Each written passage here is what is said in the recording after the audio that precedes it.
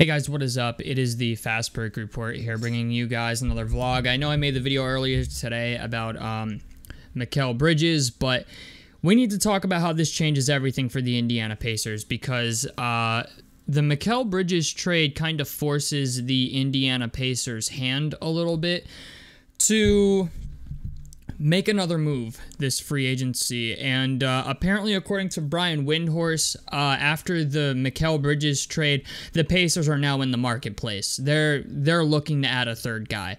And honestly, this video, there's gonna be Pacers fans who don't like this video, and that's perfectly fine. But I'm just telling you what's going on.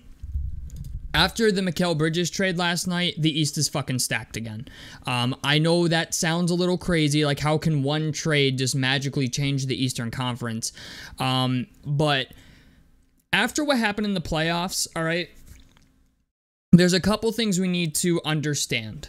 And one of them is, as impressive as it was to make the Eastern Conference Finals, we had some luck along the way, and that's going to happen every year. That happens, you know, it happened to Miami, and now it happened to us. But I feel like people are putting a little bit too much stock into the Eastern Conference Finals appearance. And what I mean by that is I think because we made it there, people think we're a little bit better than we actually are. And people want to run it back with the exact same roster. And that's not a bad thing, you know what I'm saying? Like, even if you do run it back with the same roster, you're a bona fide playoff team. That's a given, okay? The problem is you're not a championship team. And when you look around the Eastern Conference at this point, boys, it's starting to get, like, shit's getting thick real quick, okay? Like, Boston is loaded. We know that, right? Boston is loaded head to toe. Now, the Knicks, they make the trade for Mikal Bridges. Suddenly they're legitimized, right? Like, now all of a sudden it's like they got a Nova 4 now. Before we thought it was just the Nova 3, now it's the Nova 4. Mikal Bridges and Josh Hart and I believe Jalen Brunson won 2 national championships together. They know how to play with each other. This is going to be basically a seamless fit. So now, okay, it used to be like you could maybe rely a little bit on the OG Anunoby injury bug and stuff like that. No, Mikal Bridges plays, dog. Like, he's a guy he's locked down. He can score. And when you look around the other teams, right? Miami, when healthy, is arguably a better team than us. You look at Philly, we still have yet to see what they're going to do. Orlando is still on the board to do something. The Bucks are going to come back healthy, right? Like, so it's like, even with just those 4 or 5 teams, right? Like, yeah, even Orlando, like, they don't have star talent really, but they play defense very, very well, and we don't, okay? So the Mikal Bridges trade like changes everything, because now you're looking at the Knicks as potentially the second best team in the Eastern Conference. And Miami still has Tyler Hero. They have Jimmy Butler. They have Bam Adebayo, right? You look at the Bucks. The Bucks have Giannis. They have Damian Lillard. They have Chris Middleton. You know, like, every team pretty much has 3 guys. You know what I'm saying? Even though the CBA or the new CBA is punishing the shit out of these teams for it, if you want to be competitive, you need a 3rd guy. So on the Pat McAfee show today, Windhorst was on there saying, like, the Pacers, like, after the Mikal Bridges trade last night, like, the Pacers are now motivated to try and get themselves a 3rd piece. So the thing is, a lot of you might be asking, how is that even possible? Like, how can the Pacers go after a DeMar DeRozan, a Tobias Harris, a Klay Thompson, someone like that, right? Well, there is one thing the Pacers can do to free up $40 million in cap space. And that thing they can do is renounce their rights to Obi Toppin and renounce their rights to Doug McDermott. It would free up about $40 million in cap space. We're $10 million under the, over the cap at the minute, or under the tax. So we would have essentially, like, if we're gonna have $40 million by getting rid of them, make it 30 because of the minus $10 million, right? $30 million is still a lot of bread, man. It's still enough to get you a 3rd piece. And I've been thinking about it, and I don't care what people think about this. I really don't. I personally, I like it, and I'm going to tell you what it is. I don't know if it puts us over the top, but he's a very good player. I know people are talking about OG Anunoby.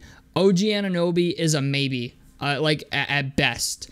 Paul George is most likely going to be a sign and trade. Klay Thompson is a guy who is going to go wherever he can get the money. And so really you're left with DeRozan, Tobias Harris, and Miles Bridges as far as like guys you can sign in free agency. Yeah, you could trade for Brandon Ingram, but I don't even know what a Brandon Ingram trade looks like at the moment. But preferably the Pacers would like somebody who plays defense. And really, out of all those guys that I mentioned, the only two are like DeRozan, who kind of plays defense. Like, he's not what he used to be, but he's still 34. He's one of the best clutch shooters in the game. But his mid-range game could maybe get in the way of Pascal Siakam. I don't know that to be true. But the thing is also, Miles Bridges is an unrestricted free agent. And Miles Bridges is left-handed. He's young. He can score 20 points a game, and he plays defense. He's very good on both ends of the floor. So I figure, right, if the... And honestly, in our system, he would fit well, too. Like, he shoots the three. He can get to the basket. A lot of those... If you watched any Charlotte Hornets games this past year, you saw Miles Bridges play, and you're like, yeah, like, that guy's going to be good. Maybe you work out a sign and trade with Charlotte for, I don't know, like, people are going to hate this idea, but Miles Bridges for Benedict Mathurin and stuff. It's just the idea. Miles Bridges is an unrestricted free agent, and he made $15 million last year. If you offer him a contract in the, I'd say, like, mid to high 20s, you can probably land Miles Bridges. And the thing is, it would be a very, very nice addition for this team. I don't care. Listen, like, I know people are going to say, oh, well, the team chemistry, this, that, and the other thing. I don't think you have to worry about team chemistry with Miles Bridges, okay? The off-the-court shit is the off-the-court shit. I haven't heard anybody say anything bad about him in Charlotte, but it's obvious, like, Charlotte just wants to go in a different direction. But the thing is, like, I kind of don't care. If a guy can play ball, a guy can play ball. So it's like Miles Bridges, maybe there's some other names out there the Pacers could maybe trade for. Harrison Barnes is a guy that comes to mind. It seems like they've been trying to trade him. Tobias Harris, good offensive player. I haven't seen enough of him on defense to really make an assertion or not if he's a good defender or not. I don't think he's great at it, but he can score. But it would be like the equivalent of signing TJ Warren. You know what I'm saying? Like, that's kind of what I think of Tobias Harris. But honestly, the guys that most excite me are like DeRozan, Klay Thompson. I don't know if I'm going to get too crazy about Klay Thompson, but Miles Bridges and DeRozan are the two guys that I'm like, yeah, it would make a little bit of sense. But the Pacers really, really need somebody who's a 3-and-D guy. And the idea now that the Pacers are in the marketplace since the Mikal Bridges trade popped off, I'm kind of like, all right, so at least they're serious. And to be honest, Kevin Pritchard has a history of fleecing motherfuckers, okay? We got Obi Toppin for our 9th grader, and, we gave the fucking Toronto Raptors our shitty draft picks and Bruce Brown for Pascal Siakam. So I think Kevin Pritchard's going to try to pull something off. If I had to make a guess, it's going to be for either like a sign and trade with OG Anunoby, a sign and trade with Paul George, or some type of a trade for Harrison Barnes or Brandon Ingram. You know, one of these guys that's on the trading block. One guy that I'm just going to say this. I'm going to throw this name out there. Do with it what you want. But one guy that I'm starting to warm up to is DeJounte Murray. I know Atlanta might not want to trade him, but if we come up with a decent enough trade package, we could maybe land him. The other thing is, I don't know if the Pacers go out there and just try to sign more decent role players, like a Cantavius Caldwell-Pope. It's up in the air, but just know the Mikal Bridges trade changed everything for the Pacers, and I knew it was going to. Once I saw that trade go off, I'm like, well, now the Pacers basically have to try to improve, because if they go to the playoffs, man, with like all the teams in the East now, like Philly's got like, I think, $77 million in cap space, or like free cap space or some shit. Like, they're a team that could sign OG and go get some stuff. Like, they're a team that's probably going to bring back Nicholas Batum. They're probably going to try to bring back Buddy Hield, depending on what he wants. And if they could get an OG Anunoby, or DeMar DeRozan, like, you know, even Philly. Like, Philly could be a problem. Zach LaVine's on the trading block, but I'm not high on Zach LaVine. He doesn't play defense. He's not a good passer, really. He's pretty much just an isolation scorer, which, granted, if you're the Pacers, that helps. But it would be nice to get somebody who plays defense, and Zach LaVine doesn't do that. All I'm saying is right now, at the current point in time, the sky is kind of the limit for the Pacers, because I have a strong feeling they're going to renounce their rights to Doug McDermott. And I think Obi Toppin is also a possibility, because Jarris Walker needs some minutes, man. He's going to be coming off the bench for us this upcoming year, and I think he could be really, really good if you just give him some play time. And, you know, I like Obi Toppin a lot, but Jarris Walker, I think, is the better defender. I think Jarris Walker has the ability to be the better player.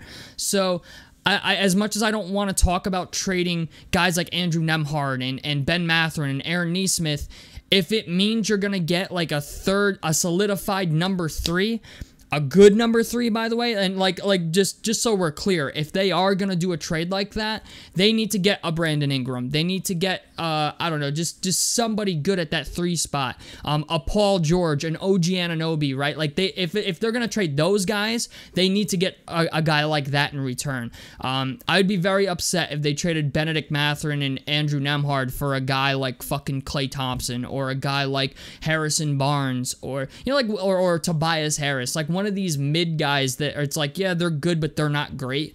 But I just like this weekend is going to be very interesting, because I believe June 30th is the deadline for players to opt in or out of their contract. Same thing with teams, if they're going to pick up team options or not. So in the next 4 days here, shit is going to start getting really crazy. But it seems like ever since this trade happened, now the Pacers understand, like, shit is getting real in the Eastern Conference. And you know what? Like, I understand why Pacers fans want to run it back. Even I'd be shocked if they didn't run it back with pretty much almost an identical roster. But Ben Mathurin's a guy that I look at and I'm like, I don't know if he's ready to start yet. I think we'll start the year with him starting. But if the Pacers could sign Mikal Bridges, they're probably going to renounce their rights to who else? Jalen Smith, which would maybe free up another $5 million, right? If they renounce their rights to those guys, you know, I could see them making a run at somebody, like somebody good. So it's not off the table anymore. You know, OG Anunoby, the only way we get OG Anunoby is if he just says, yeah, I'm going to sign with you for way less than what I want.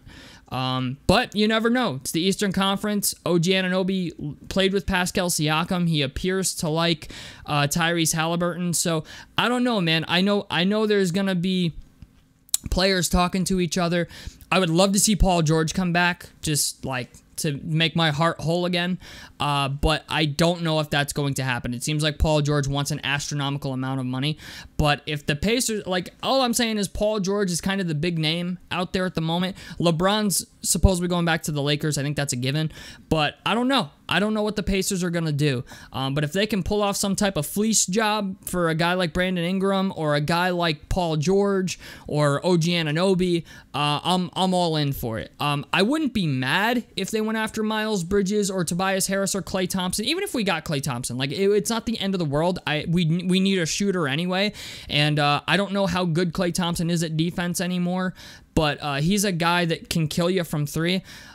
He's, you know, not what he used to be, but, you know, like, if the team takes a swing on him, I can't be mad. But all I know is, like, it appears the Pacers are really, really trying to improve their roster. So tell me what you guys think about this down below in the comment section below. Like helps me out. Subscribe if you guys want to see more on the Fast Break Report. And I'm out of this motherfucker. Peace, guys.